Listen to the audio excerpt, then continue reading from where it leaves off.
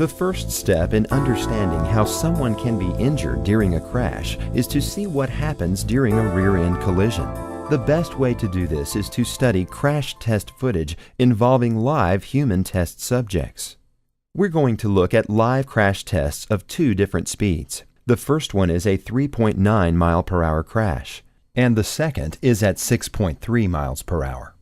These are considered very low speed collisions, and many collisions in the real world are at much higher speeds. Live occupant tests are not done at higher speeds simply because they are not safe for volunteers.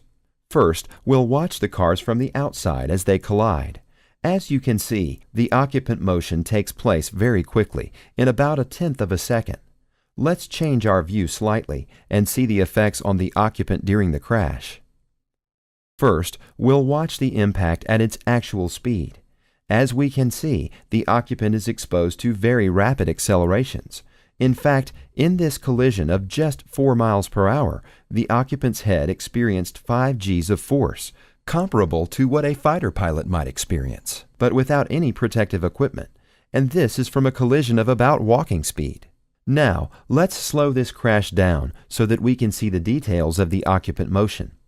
As we can see in this video, the car is accelerated forward, pushing the pelvis and torso forward with the car seat. Since the occupant's head is not in contact with the car, it lags behind the body until it hits the head restraint.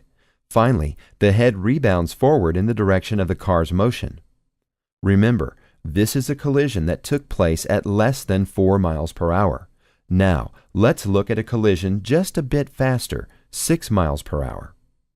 First, we'll watch the crash from outside the car. We can see that the force is dramatically greater on the occupant in this collision. When we move inside the car, we can see that although the speed of the collision is just slightly faster than the first crash, the occupant forces are much more dramatic.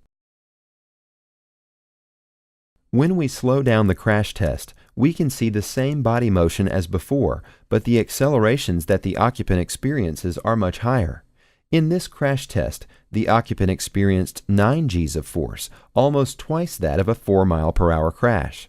So, though the speed only increased by 50%, the forces on the occupant doubled.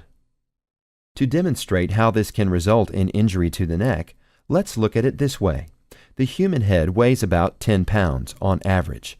When accelerated to 9 Gs, the human head effectively weighs 9 times its normal weight, or 90 pounds. And all of this occurs in just a fraction of a second.